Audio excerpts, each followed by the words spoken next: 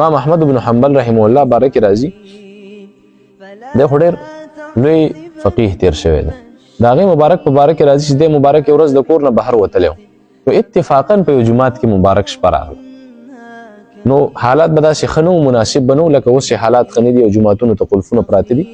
همدغه شان د احمد بن حنبل رحمه الله د وخت حالات به مناسب نو چې کله د ماسخوتن منځ شو خلق وتل هغه مؤذن چې کوم خادم چې د جمعات کوم هغه ورته چې جناب زه جمعات بندو ما او کته د جمعات نه بهر راوځي نو احمد بن حنبل رحمه الله ورته فرمایي چې دستا اجازه ته زه په جمعات کې پاتې شم مسافرم لارویم د لری نه راغله د شپې صدا سي زه نه ملاويږي چې زال ته پاتې شم نو زه به الله په کور کې پروتم عبادت بم کوم او بس دغه ځای زما د لپاره مناسب دی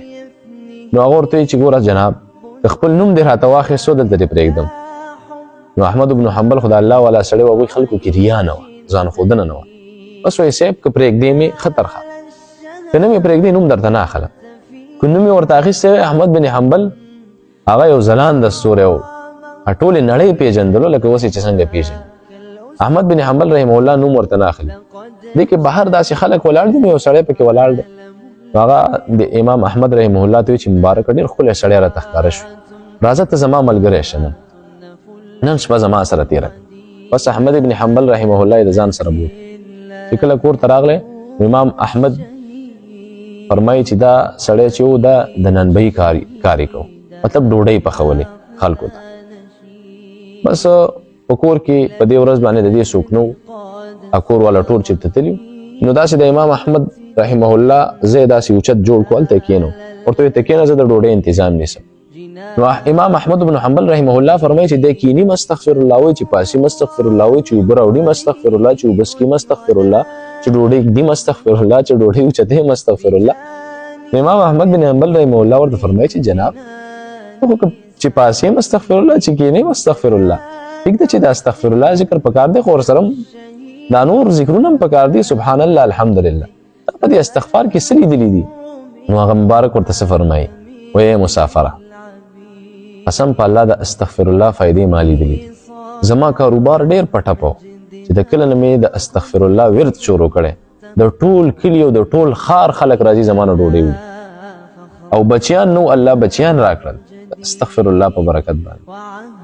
او اوس چې مې کش ورکړی دی په ناسته او په ولاړه په هر ځای کې استغفر الله ویم ټولې دعاګانې الله زما پوره کړي خو یوه دعا پاتې نو احمد بن حنبل رحمه الله ورته فرمایي وایي جناب دا دعا کومه ده وایي هغه دعا دا ده چې ما د یو فقیه نوم اورېدلی چې نوم یې دی احمد بن حنبل د الله والا سړی دی او زه ډېر مشتاق یم چې کاش د هغې سره زما ملاقات وشي چې دا د الله والا سړی چې زه وګورم چې دا څنګه انسان دی په هر جماعت کې د هغې تذکره کېږي یاد کېږي نو احمد بن حنبل رحمه الله د سترګو نه اوښکې راغلې هغه مبارک بزرګ ورته فرمایي وایي جناب زما خبرې څه تکلیف درته ورسوي وایي نه تکلیف یې نه دی راکړی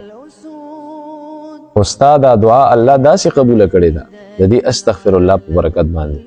چې هغه احمد ابن حنبل چې ته د هغې د لیدلو مشتاقې دغې استغفر الله هغه احمد ستا کور ته نن راوستی دا مخکې چې د څوک ناست د احمد بن حنبل استغفر الله فایدې زما وروره کاروبار کې د برکت نشته استغفر الله وایه د الله نه بخښنه غواړه غمونه دي دردونه دي مصیبتونه دي استغفر الله وایه نعمتونه دي شکرونه دي الحمدلله استغفر الله وایه په هر حال کې استغفر الله وایه عملنامه دې د نیکیو نه ډکه کړه په عملنامه کې ګوره بدي ابسیاتونه لیکي الله رب العزت دې د استغفر الله ورد زموږ نصیب کړي